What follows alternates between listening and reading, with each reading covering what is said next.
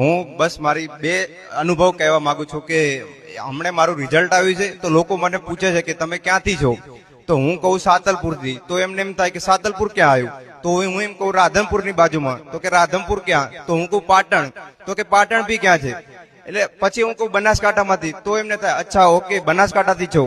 તો આમ અંદરથી એવું થાય કે હજી આપણી ઓળખ આવી છે કે અમારે એવું કેવું પડે છે કે અમે બનાસકાંઠાની બાજુમાં છીએ, મહેસાણાથી ઉપર છીએ, ગાંધીનગરની બાજુમાં.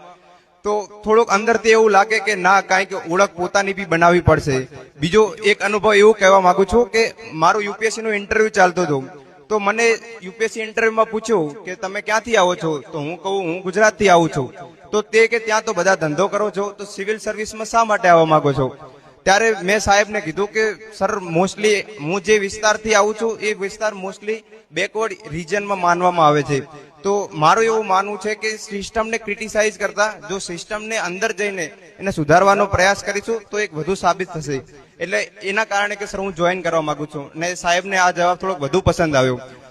આ ઉપરાંત હું એમ કહેવા માંગુ છું કે મોસ્ટલી આપણે સમાજમાં જોઈએ છીએ તો કે કાલે મારા એક મિત્રથી વાત થતી હતી ઈ કે અમારી બાજુ એવું છે કે જો કોઈ વ્યક્તિ યુવા અથવા યુવતીને કોઈ એક સરખો રસ્તો દેખાડવામાં આવે ને તો ઈ વસ્તુ ક્લિયર કરી દેશે. अब છેલ્લા 5 અથવા 10 વર્ષમાં આપણે જોઈએ તો સમાજમાંથી સરકારી અધિકારી મોસ્ટલી ક્લાસ 3 માંથી ઘણા બધા અધિકારીઓ એવા છે કે આવી રહ્યા છે, ને એનું એક જ માત્ર કારણ છે કે એને સરખો રસ્તો બતાવવામાં આવ્યો કે છેલ્લા 10 વર્ષથી આપણી સમાજના ઘણા લોકો પાસ થઈ રહ્યા છે.